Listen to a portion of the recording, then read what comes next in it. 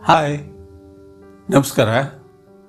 ನಾವು ಇತ್ತೀಚೆಗೆ ಒಂದು ಪ್ರವಾಸಕ್ಕೆ ಹೋಗಿದ್ವಿ. ಕೊಲ್ಲಾಪುರದಿಂದ ಶುರು ಮಾಡಿ ಜ್ಯೋತಿಬಾ, ಅಲ್ಲಿಂದ ಶೇಗಾಂವ್, ಆಮೇಲೆ ಓಂಕಾರೇಶ್ವರ್, ಅಲ್ಲಿಂದ ಉಜ್ಜೈನ್, ಆಮೇಲೆ ಮಹೇಶ್ವರ್, ಇಂದೋರ್, ಆಮೇಲೆ ಹೊಳ್ಳಿ ನಾವು ಬೆಂಗಳೂರಿಗೆ ಬಂದ್ವಿ. ಬೆಂಗಳೂರಿಂದ ಹೊಳ್ಳಿ ಹುಬ್ಬಳ್ಳಿಗೆ ಬಂದ್ವಿ. ಪರಿಚಯಿಸ್ತೇನೆ ಏನೇನು ನೋಡಿದ್ವಿ, ಹೆಂಗೆ ಏನೇನು ಅದ್ಭುತತೆಗಳನ್ನು ನಾವು ಈ ಪ್ರವಾಸದಾಗ ನೋಡಿದ್ವಿ ಅಂಥೇಳಿ. ಬರ್ರಿ ಹೋಗೋಣ. ಹುಬ್ಬಳ್ಳಿಯಿಂದ ನಾವು ಕೊಲ್ಲಾಪುರಕ್ಕೆ ಬಸ್ಲಿ ಹೋದ್ವಿ. ಯಾಕಂದ್ರೆ ಟ್ರೈನ್ಲಿ ಹೋಗೋದು ಭಾಳ ಲೇಟ್ ಆಕತ್ತೆ ಅಂಥೇಳಿ. ಇನ್ನು ಕೊಲ್ಲಾಪುರದೊಳಗೆ ಏನೇನು ನೋಡೋದೈತಿ ಅಂತ ನೋಡೋಣಂತ.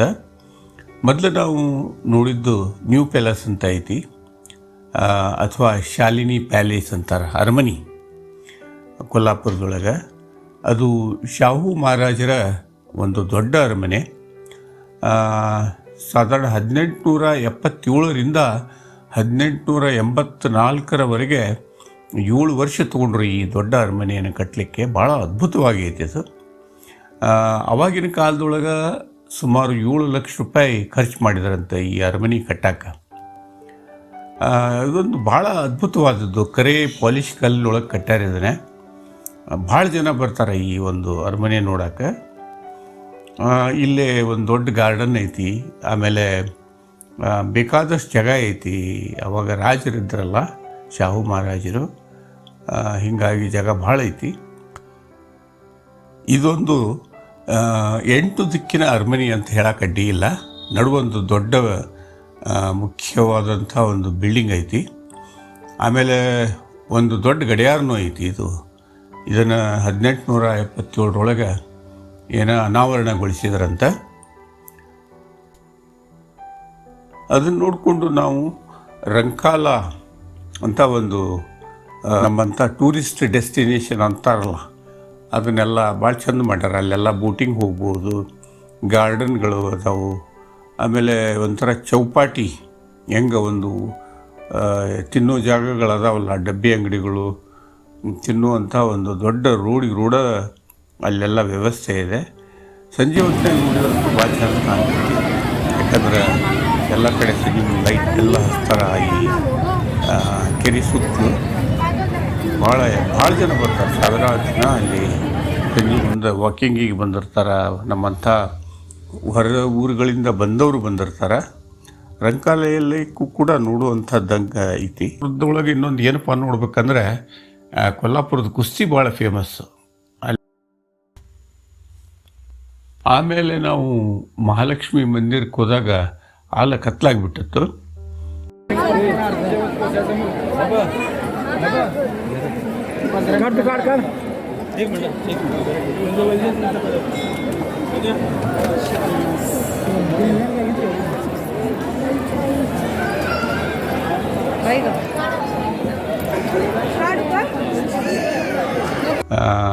ದೇವಿ ದರ್ಶನಕ್ಕೆ ಒಂದು ವಿಶೇಷವಾದಂಥ ವ್ಯವಸ್ಥೆ ಮಾಡ್ಯಾರ. ಈಗ ನಾವು ಹೋದ ಸಲ ಹೋದಾಗ ಇರಲಿಲ್ಲ. ಈ ವರ್ಷ ಭಾಳ ಸುತ್ತು ಹಾಕಿ ದರ್ಶನಕ್ಕೆ ಹೋಗ್ಬೇಕಾಕತಿ. ಆದರೂ ಕೂಡ ನಮಗೊಂದು ಅರ್ಧ ಗಂಟೆಯಲ್ಲಿ ದರ್ಶನ ಆಯಿತು. ಹೊರಗೆ ಬಂದ್ವಿ. ಎಷ್ಟೋ ಭಕ್ತಾದಿಗಳನ್ನು ನೀವು ಅಲ್ಲಿ ನೋಡಬಹುದು. ಸಂಜೆ ಆದರೂ ಕೂಡ ವಾತಾವರಣ ಭಾಳ ಚೆಂದಿತ್ತು. ಆಮೇಲೆ ಗುಡಿಯ ಸುತ್ತಮುತ್ತಂತೂ ಏನಂತೇಳಿ ನೀವು ಖರೀದಿ ಮಾಡಲಿಕ್ಕೆ ನಮ್ಮಂಥ ಬನ್ನೂರಿನವರು ಬೇಕಾದಷ್ಟು ಅಂಗಡಿಗಳದಾವ. ಎಲ್ಲ ಚಕ್ಮಕ್ ಅಂತ ವಾತಾವರಣ ಐತಿ. ಈಗ ಗುಡಿಯ ಸುತ್ತಮುತ್ತ ಶಾಪಿಂಗ್ ಕಾಂಪ್ಲೆಕ್ಸ್ ಅಂತಾರಲ್ಲ, ಅಂಥವೆಲ್ಲ ಭಾಳ ಅದಾವಲ್ಲೇ. ಇನ್ನು ನೀವು ಕೊಲ್ಲಾಪುರಕ್ಕೆ ಹೋದಾಗ ಏನು ಖರೀದಿ ಮಾಡ್ಬೋದು ಅಂತೀರಲ್ಲ. ಕೊಲ್ಲಾಪುರಕ್ಕೆ ಹೋದ್ರೆ ಮುಖ್ಯವಾಗಿ ವಿಶೇಷವಾದದ್ದಂದರೆ ಕೊಲ್ಲಾಪುರ ಚಪ್ಪಲ್ಲು, ಎಸ್ಪೆಷಲಿ ಕೈಯಿಂದ ಮಾಡಿದಂಥ ಭಾಳ ಸುಂದರ ಜುರ್ಕಿ ಚಪ್ಪಲ್ ಅಂತಾರೆ ಅದಕ್ಕೆ. ಹಾಕ್ಕೊಂಡು ಹೊಂಟ್ರೆ ಜುರ್ ಅಂತಿರ್ತಾವಂಥ ಒಂದು ಜುರ್ಕಿ ಚಪ್ಪಲ್ ಅಂತೂ ಖರೀದಿ ಮಾಡಲೇಬೇಕು. ಆಮೇಲೆ ಕೊಲ್ಲಾಪುರ ನೆಕ್ಲೆಸ್ ಅಂತ ಅದೊಂದು ವಿಶೇಷವಾದಂಥ ಕೊಲ್ಲಾಪುರಿ ಸಾಜ್ ನೆಕ್ಲೆಸ್ ಅಂತಾರೆ ಅದಕ್ಕೆ. ಅದನ್ನು ನೀವು ಖರೀದಿ ಮಾಡ್ಬೋದು. ಆಮೇಲೆ ಕೊಲ್ಲಾಪುರದೊಳಗೆ ವಿಶೇಷ ಅಂದ್ರೆ ಮಹಾರಾಷ್ಟ್ರೀಯನ್ ಜನ ಹಾಕ್ಕೊಳ್ಳುವಂಥ ಪೇಟ, ಗುಲಾಬಿ ಬಣ್ಣದ ರುಮಾಲ್ ಅಂತಾರಲ್ಲ ಅಂಥದ್ದು ಹಾಕಿ. ಆಮೇಲೆ ಕೊಲ್ಲಾಪುರ ಒಳಗೆ ಏನು ತಿನ್ಬೋದು ಅಂತೀರಿ? ಮುಖ್ಯವಾಗಿ ಕೊಲ್ಲಾಪುರದೊಳಗೆ ವಿಶೇಷತೆ ಏನಪ್ಪ ಅಂತಂದ್ರೆ ಮಿಸಳು ಪಾವು. ಭಾಳ ಖಾರ ಮತ್ತು ಎಣ್ಣೆ ಇರುವಂತಹ ಒಂದು ಖಾರ ಮಿಕ್ಸರ್ ಒಳಗೆ ತರ್ರಿ ಅಂತ ಹಾಕಿ ಕೊಡ್ತಾರೆ. ಆಮೇಲೆ ಅದ್ರ ಜೊತೆ ಬ್ರೆಡ್, ಆಮೇಲೆ ಉಳ್ಳಾಗಡ್ಡಿ, ಲಿಂಬೆ ಹಣ್ಣು ಎಲ್ಲ ಕೊಟ್ಟಿರ್ತಾರೆ. ತಿನ್ನೋಕೆ ಸ್ವಲ್ಪ ಖಾರ ಇದ್ರೂ ಕೂಡ ಒಂಥರ ಮಜಾ ಇರ್ತೈತೆ ಅದನ್ನು ತಿನ್ನೋದು. ನಾವು ಕೂಡ ಒಂದು ಗೋಕುಲ್ ಹೋಟ್ಲ್ನಾಗ ಅದನ್ನು ಟೇಸ್ಟ್ ಮಾಡಿದ್ವಿ. ಅದ್ರ ಜೊತೆ ಇನ್ನೊಂದು ಗೋಕುಲ್ ಹೋಟ್ಲು ನಾನು ಒಂದು 50 ವರ್ಷದಿಂದನೂ ನೋಡ್ತಾ ಇದ್ದೇನೆ, ಅಲ್ಲೇ ಊಟನೂ ಮಾಡಿದ್ವಿ ನಾವಲ್ಲೇ. ಹಿಂಗೆ ನಾವು 1.5 ದಿವಸ ನಾವು ಕೊಲ್ಲಾಪುರದೊಳಗೆ ಕಳೆದ್ವಿ.